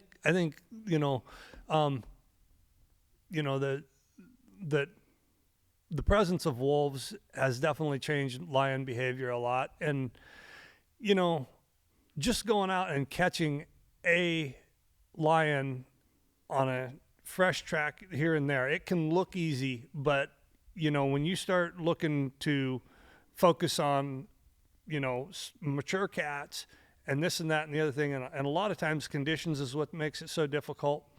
You know, you'll have, you know, you'll get on a cat in the morning and everything's going pretty good. The dogs are running it pretty good, but you're way behind this cat. This track's probably 12 hours old or this or that or the other thing. And then about 9 or 10 o'clock in the morning, it gets above freezing, and pretty soon the snow starts dripping out of the trees. And it's amazing how all that snow in that thick timber country that we have up here in North Idaho, all that snow falling out of the trees, you know, if you've got 6 inches of snow in those tree branches and it all starts dumping out of there, it can completely wipe a track out to where dogs can't even run it. And it can definitely make it extremely difficult for the dogs. And then, like I say, the terrain. Cats always take you into the rocks. Just like where you killed that lion the other day, you know, right down in the crag. I mean, that cat fell off it was literally a cliff on both sides of the creek right there where that cat ended up. So, you know, I wouldn't say, I think that bears and bobcats are definitely a little more challenging than mountain lions have been traditionally, but the lions are getting tougher too. That's interesting. I can't say I've ever done the whole hound thing with bears or whatever. Mm-hmm. I definitely wanted to check a few boxes, just because I think there's a lot of hunters that could be tempted to be divided on hound hunting a little. And I just wanted to speak to even non-hunters in that when you get an animal up a tree, you can identify if it's male or female. Absolutely. That's step one. Okay. Yeah. We don't want to shoot females. Right. We don't want to shoot female sows or cats. The other thing is maturation. Like, yeah, you can tell by the stride. We're looking for 40-inch stride or plus, but still no guarantee. And you get up there and you see a cat and it's a tom and he's soaking wet 90 pounds. Maybe we don't want to shoot him, you know. And it is all regulated. You have an allotment. There's a certain amount, and nothing's guaranteed. This has been a terrible winter for what you do. Yeah. I mean, how many, on a normal year, how many folks will you take mountain lion hunting? Anywhere from, I mean, like, you know, I'd say on average, probably about half a dozen a year. You know, over the years. And they're with you for probably a week. Yeah. 5 to 7 days. 5 to 7 days, you know. Like this year, I think in yeah, in total, we were only able to hunt with, oh, 3 different guys that came out for extended stays. But one of them got 3 days of hunting in, 3 or 4 days of hunting in, I guess. And we're finding a few cats, but one of the things that makes it difficult, we finally located. We had found multiple cats. We actually put dogs on a couple of them, and terrain got us on. Well, one of them, it was terrain. One of them was private property and terrain. We ended up pulling dogs off of the first couple, and then we found a couple more, and then we finally found a cat that we're like, okay, we're going to focus up on this cat. This is a cat worth putting our time into trying to find. And he went into a big piece of country, and we just were hoping that he would, make a right-hand turn or double back, or make a hard left, either way. But if he just kept going the direction he was going, there's nothing for a long ways. Anyway, we went up there, we checked everything the first day. He apparently, and the track when we found it was about 24 hours old, and it was late in the day when we found it. It was probably 3:00 in the afternoon. This was back in December, so you're talking dark at 4:20. Yeah. So no chance of turning on a 24-hour-old track with only an hour of daylight left. So we're just waiting for this cat to cross again. We got one more day of looking for that cat, and he did not cross any roads that night or the following day. And then it warmed up to 40-some degrees, and it was going to rain, 100% chance of rain, half-inch of rain the next day. And, unfortunately, I told the guy, my client, I told him, let's save your time that you've got left. Go home. You can come back when we're going to actually have snow in decent conditions. So the weather and conditions is in this area anyway, a big challenge to get all those things to, you can have great conditions, and if the cats won't move or the right cat won't move, it doesn't do you any good. You can know where a good cat is, or and knowing where he is. We might be talking about, we know he's in an area that's 3 miles wide and 5 miles long and built like an egg carton. So yeah, we know where he is, so to speak. We don't know what tree he's under. We know he's in that piece of ground somewhere. But you can know where a good cat is, but if you can't get any decent conditions, if it warms up to 45 degrees and rains all the snow off and whatever, by the time it's been like that for 2 or 3 days, you don't know if he's in there or not anymore. Right. Because he could have come out and went into some other piece of ground, and you wouldn't know the difference.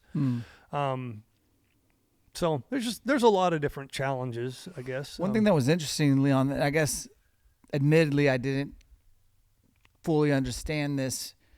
Correct me if I'm wrong, but like from the time you let your dogs out till the time they actually probably caught up to that cat, we said he went up and over a couple canyons, and you said he was hunting. I always thought mountain lions were like hunted kind of like we did, like driving in to get to you. We bumped so many white-tailed deer on the road. And I'd figured, well, this is a high-density area. The deer are crossing here. I figure a mountain lion would just hang out, ambush. It seems like this cat, and maybe all cats do this, I didn't know that, but this cat was literally like searching and stalking. Do they just creep on deer until the time is right? I would say from what I've seen, when they get in an area where there's a lot of deer and whatnot, they will, I think, lay an ambush a little bit and kind of work that area, whatever. But to a great degree, when a cat's hunting, he's just walking. Yep. He's just walking, and then when he senses the presence of an animal, all of a sudden he's going to go into sneak mode. But I guess I would say he hunts more the way I always traditionally rifle elk hunted. Walk until you find the elk. Not even really hunting per se 90% of the time. Not in that hunt mode. Where, you know, then all of a sudden you go from, you know, once that cat knows there's an animal there, then he's more like doing what you would do if you're stalking a whitetail in the timber, creeping, you know, so on and so forth. But 90% of the time, they're just covering ground and waiting until they just bump into an animal. And, you know, because they have a few more tools to work with, at least one more tool that's very effective compared to us, in that they don't have to see it or hear it. They can smell it if it's there. And I don't know how much they use their nose, but you can bet any wild animal, if the wind's blowing to them and another animal's over there, they're going to know it, and they're going to know if it's right there or not. So I think whether they see it, hear it, or smell it, and I've even observed that with lions that I've seen in the woods, and I haven't seen a lot of them that weren't caught with dogs, but I've bumped onto a few lions over the years, and I remember about, I don't know, it was within the last 10 years or so, I was walking up into a canyon. I was actually just scouting for elk that day. And I'm just walking up this trail, and I look up and I see this mountain lion walking down off of the hill. You know, it's a pretty rare instance that you just walk up on a lion. You just happenstance both are walking through the same little area. But I saw the cat, and about that same time, it saw me, or it knew something. It caught movement. And all of a sudden, that cat was just walking along, and all of a sudden, that cat just dropped to the ground and, you know, went into that sneak mode or whatever. And I'm standing there just as still as I can be. I'm dressed in full camo, whether that makes that much of a difference to a mountain lion or not. But the cat had not identified me either way, and I wasn't moving. And it just started creeping down towards me. And eventually I ended up, because what it amounted to was there was a big blowdown log in front of me, and probably only from about my shoulders up is all that cat would have been able to see from his vantage point.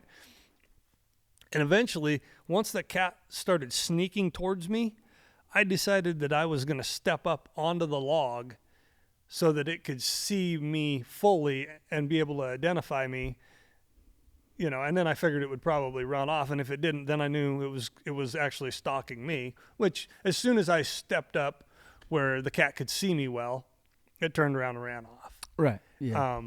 But I think, you know, that's a good example of how that cat wasn't sneaking through the woods when I first saw it. He's just walking along. But the minute he caught the slightest movement out of his eye, he just dropped. And, you know, multiple times I've turned on cats that were on the hunt. And I think a lot of times when you're hunting those toms, I mean, they're hunting breeding opportunity just as much as they're hunting food. They got a twofold mission. They've got a twofold mission, right. But they'll cover tremendous amounts of ground. And like that cat, that track was, you know, it wasn't brand new, but it was made within the last 24 hours when we turned on it. And that cat still went miles and miles. Yes, sir. You know, he covered 3 major drainages, you know, and that was just in a morning or whatever, you know. Yeah, I was telling everybody here, we took a bathroom break. I was saying, man, when you showed up with that last dog that was fresh, relatively speaking, and I knew we were getting close to the end of the day, and I'd already like accepted the fact that, hey man, we might not get a cat today. That's okay. And you let that fresh dog out. It's on film. That thing jumped out of the tailgate and was gone. I swear that cat was treed within 15 minutes of that moment. It was insane. Yeah. Yeah. Well, and I mean, it very well may be that may have been part of the difference. Those dogs that had ran that cat from where we originally turned loose were getting wore out, and that cat was playing games with them. Yeah. It didn't want a tree. Yeah. And it could be. It's not often that I've seen where a lion actually wears the dogs out to the point where they just give out. That's more what bears usually do. Yeah. Yep. Bears will run and run and run until every dog on the mountain's, just exhausted, and then the bear goes about his merry way, and the dogs go home and lick their paws. Yeah. Where that's never been the way mountain lion hunting has gone, but I've noticed over the years it's becoming more and more common for these cats to just keep jumping out, and they may not be able to continue running for long periods of time, but as soon as they catch their breath, they can jump out again. Yep. Yeah, no, walking up to cats in the tree is a pretty interesting experience. It's not for everybody, and I totally get that. That's cool, but it is for me. I'm into it, man. I love watching your dogs work. I love where we were. It's kind of like home base for me, as far as I just feel really good about predator management when you're in your home area, your core area. You're like, oh, sweet, okay. Because I just know what mountain lions do, what they're built for. A couple questions for you, just rapid fire. Like, do mountain lions ever hunt elevated? Like climb up in a tree? Yes, sir. I can't say that I have ever seen where they necessarily climb up into a tree or something, or up onto a ledge to like lay an ambush. But I do remember catching a female lion one time that it was a big female. It was big enough that I was like, when I found the tracks, I was like, this is either a big female or a tom. The type of snow it was in, it was really spreading its feet out, But I could tell it was an adult lion. I thought, well, what the heck, let's catch it. I was going up a trail on a snowmobile, and I found where this lion had caught this deer right above the trail and eventually killed it right below the trail. And it fed on it, and I'm trying to remember if it drug it back up the hill or buried it right there. But either way, I went and got the dogs, and I put them on it, and they ran straight up the hill, and it was very, very steep right there. And they only went up there about 150 yards and caught the cat. And when I got up there, I was getting up near the dogs. I was about 30 or 40 yards below them, and all of a sudden, I got to where I could see them, and I could tell that they did not have the cat in a tree. They had the cat in a hole, in a cave. Oh, great. Right. And all of a sudden, this lion comes flying over the top of the dogs' heads, lands out in front of me, runs down the hill, and goes up in a fir tree right there. Dogs all run down there and start treeing on it. So I get down there, and I start looking at the cat, and I can tell it's a nursing female. Well, I never went up there and looked in the cave to see. I'm sure there were kittens in there. Yes, sir. But the minute I started to walk up that hill, that cat started looking really stressed. Yeah. And I was just like, okay, I'll just whatever. That being said, I believe that cat was just laying up there on its by its den and looking down off of this. I mean, it was almost virtually vertical, and looking down off of it, and an unfortunate deer just happened to be walking by underneath down there, and it just launched itself off of that ledge and, right. and caught that deer right there, and of course killed it and whatever. So, I mean, they used the terrain to their advantage. I don't know if they necessarily consciously do that. Yeah. I mean, I do know. I think we don't think about it that much, because with a bow or a gun or anything else, you can shoot any direction you want. But out there, in natural setting per se, if you get an elk that's standing 50 yards on a steep hill above you, he's a lot more likely to stand there than if he's 50 yards down a steep hill from you, because he knows, if you're, well, he's used to being hunted by mountain lions, whatever. A mountain lion could cover that 50 yards downhill to an elk in no time at all. It's going to take him a lot longer to run up it. Yep. And the cat knows that too. So anytime he can hunt from an elevated position, and I don't think they necessarily use trees so much as or whatever, but I think that they do tend to kind of stay high on a hillside as they're hunting their way across it, because they know if they can come in above something, they got a better chance with a downhill run. Yeah. You can almost measure how much somebody's hunted kind of by how many mountain lions they've seen in the wild, a little bit. I've heard guys talk about that as a measure, as a metric. I haven't done the math, but I've been pretty fortunate to see a lot of mountain lions while hunting. I know in the early days of turkey hunting, right out of high school, so early 2000s, I lived in, about 15, 20 miles north of here, and I would run into cats all the time while turkey hunting. They'd be stalking my decoys, all sorts of. So I got a lot of tally marks for mountain lion sightings while turkey hunting in the spring. And then I was hunting with Kenton, the guy you went to high school with. We were on his deer hunt in Nevada, and I think we had gotten there day before opener, and we split up to just scout for him, try to find him a deer. And I picked the shittiest little cliffed out canyon area to go glass from, kind of hiked up there and popped over the top, and there was a big old tom laying out in the sun. We saw each other about the same time, about 10 yards away. And then since then, I've seen quite a few here and there, but last year I was in on 3 cubs, and I was again in some rocky outcropping type stuff, and these cubs were playing and they were waiting for mom. I assume she was out hunting. So I guess that's my question for you is, 1, you kind of hinted to how many you'd seen without dogs. I'd like to hear that. And 2, how often do females come into estrus or breeding cycles? So I've seen probably, without dogs,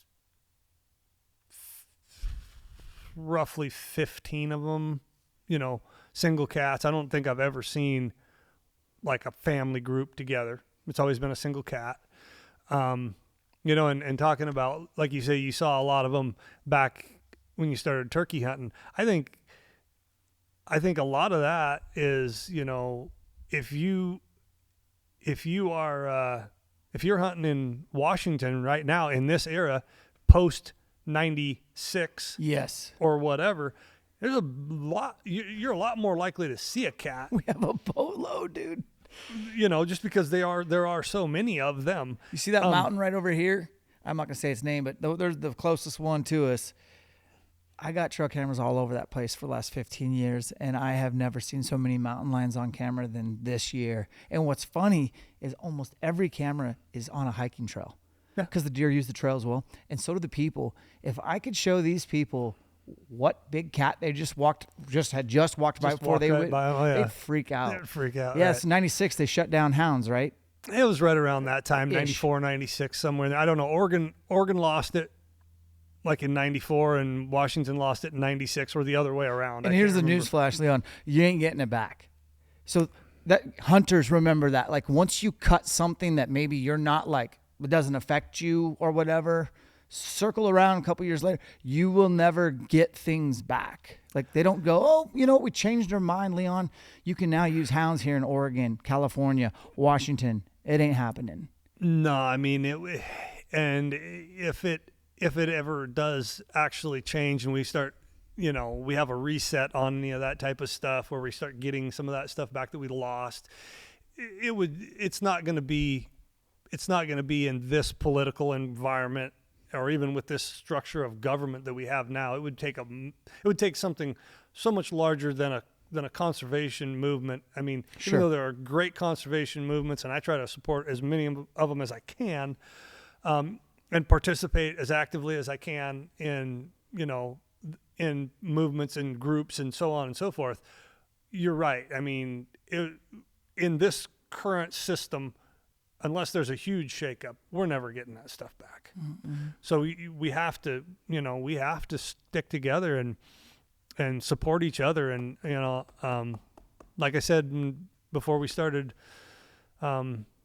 here, I really liked the conversation that you had with Jeff and Josh about, let's find the stuff that we can, we have in common, because we have a lot more in common. And I feel like I have something in common with most guys out there, because, I run dogs, I hunt with a bow, I hunt with a muzzleloader, I try to trap, but I'm not good at it. I'm the world's poorest trapper, but I try. But either way, even if you're just the guy that all you do is go turkey hunting and whitetail hunting and maybe go fishing once in a while, you still have, we're still all brothers. We're all still hunters. We all still believe. And even if you don't even hunt, even if all you do is want to be able to go down to the creek and fish, we still all believe in consumptive use of some sort.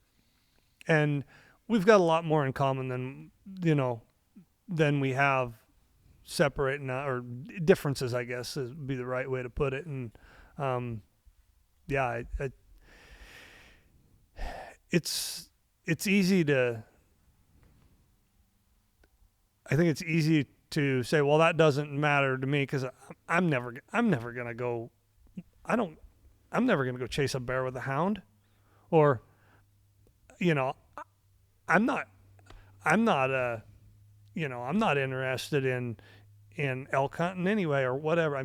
That's kind of a poor example, but once they get done, the way that this whole thing's, been going for a long time, and this is no news flash to most people, but once they get done taking away, right now they're after cat hunting in Colorado. Mm-hmm. Once they get done with that, they're not going to be done. They're just going to move on. They're getting warmed up, man. It's a warm up. They're just going to be moving on to the next thing. I saw language in Washington's proposal to not have mountain lion or bear hunting at all. That they don't need to be hunted. They'll self-manage. And then it's just never that consumptive component comes into it. So, no, man, I think what you're saying is what I'm hearing is we need to be less divided in the nuance and kind of more bigger picture. Yes, there's going to be people you don't like. They make you mad. They say dumb things, or you just don't agree with the way they go at it. I get that. That's welcome to being a human. But I also can appreciate what you're saying, where it's like, man, let's cut out all the noise and just distill it down to, you're a hunter. I'm a hunter. I don't necessarily own hounds and love running bears with hounds, but I respect that you do that, and you're not signing up for the PETA newsletter, and you're not spending your money on anti-hunting movement or propaganda. Okay, where's our common ground? Because there is somewhere. So thank you for bringing up that pod. That is probably our most downloaded episode, and I can promise you that day that I woke up, I didn't go, I'm going to do a podcast today that's going to piss off a lot of people. I promise you that wasn't my intent. I was really truthfully being like speaking genuinely from the heart, like right. Just kind of crying out for, can we be united? Well, and I think it goes even beyond hunters, because, like you were saying that you saw language written in a Washington proposal to do away with all bear and lion hunting. Gone. Well, recently, and I don't think this bill ever got any traction, and I sure hope not. But apparently there was a legislator in Oregon who had proposed a bill to make harming any animal in any way a felony. That includes a beef cow. Mm-hmm. That includes anything and everything. So it would take out, basically, even if you just want to protect your right to eat meat, we need to stick together. It's crazy as it sounds. There are actually people out there trying to legislate that we can't have a cow or a pig or a chicken. Yeah, no, it's strange times, right? Yeah, right. So, I mean, once again, though, we need to stick together on, and I think we need to try to bring in people into and make them realize how important it is that they help us protect hunting, because that's the front line. Just like, hounds and dog hunting and trapping has been the front line for a long time. Once they get through dog hunting and trapping, then it's going to be all hunting. And then once they get past all hunting, it's going to come down to any animal ownership, any animal use, or, like I said, there was a bill in Oregon to make it a felony to harm an animal, a living creature. Yeah, it's a slippery slope. So could we agree on this, man? Like, we believe protein, perfect protein source, complete protein, not complementary proteins where you combine, but like pure protein. We're meat eaters at the end of the day. Absolutely. And some people can choose not to be. That's great. But I have a canine right here. And I happen to be like a performance, strength and conditioning dude. I am out for protein, perfect protein, non-immunized. And which is why when Jeff made that first cut of our film shot last Monday, he didn't have the food part at the end. And you can ask him, he stand in the corner. I was like, I'm not publishing this video until it shows the rest of the story. And Jeff was involved in the rest of the story. He helped me skin it. Him and his wife took it home.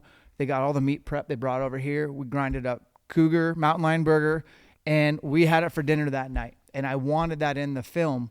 And you guys that are hunters, listen up. Like, be prepared to do similar things when sharing with the voting community, because a lot of things are going to a ballot box now. Show those people, not the anti-hunters, because there's always going to be a percentage of them, but the majority of the voting population is they're indifferent, they're uninitiated, and they need to know that this is us, and we are out there for many reasons, but one of the main reasons is to feed our family. And like, I know that gets overlooked, but when I signed up to go mountain lion hunting with you, yes, I wanted to see your dogs work. Yes, I wanted to take a predator out of those particular mountains, but I also wanted mountain lion back on my menu. I've had it on my menu before. I wanted it back in, and that was like you know what I didn't do with that mountain lion? I did not get it mounted. I did not get a full body mount. I didn't do anything. I got the meat off it. That's what I was out to do, was to kill that predator and to eat it, because I'm a predator. Does that make sense? It makes sense to me. Yeah. I guess not necessarily to everybody. Well, let's wrap this up. We've been chatting forever. Leon, your website's clarkforkoutfitters.com. Yeah, www.clarkforkoutfitters.com. What's the best way to get a hold of you? What if somebody wants to just call you up, bend your ear, and ask you some questions? Maybe want to get one of your elk tags, or maybe they want to cut their teeth on some North Idaho elk hunting. Is the best way just to reach out, email, call? Well, yeah, email, call. We don't have a lot of social media, and we're on Facebook. There's a Facebook page for Clark Fork Outfitters.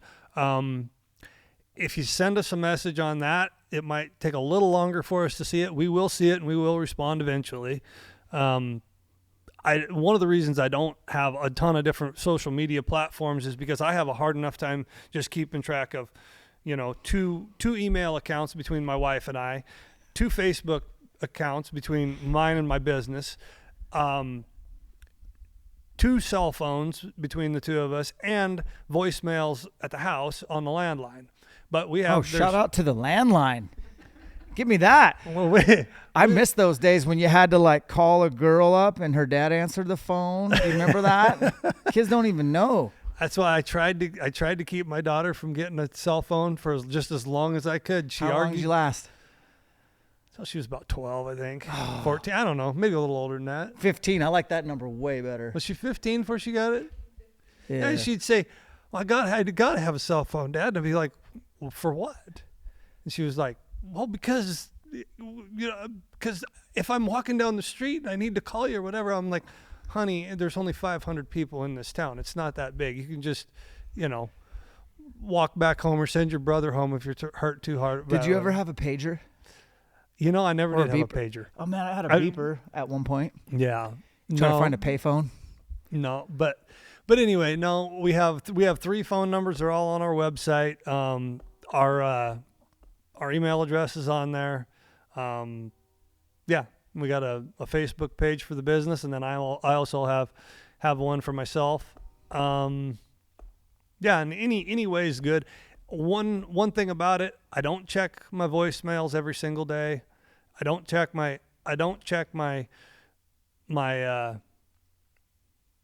all my Facebook accounts necessarily every day. You're a good texter, though. I'll give you credit. Shoot the man a text. The one thing I do, if you want to get a hold of me right away, send me a text. I look at my texts regularly. Regularly. Let me sell this for you, Leon. Molly, you'll appreciate this. Here's my idea for you guys. So if you're unsuccessful at securing a tag, because you got states like Colorado where you used to just go buy an over-the-counter tag, and they're probably going to go away with OTCs. Idaho wants to go to a job, all this kind of stuff. If the fall is coming around and you just have deer tags and you don't have an elk tag, maybe hit them up for a fall bear tag, whether it be bait or running hounds. Do a little bit of both, which is cool.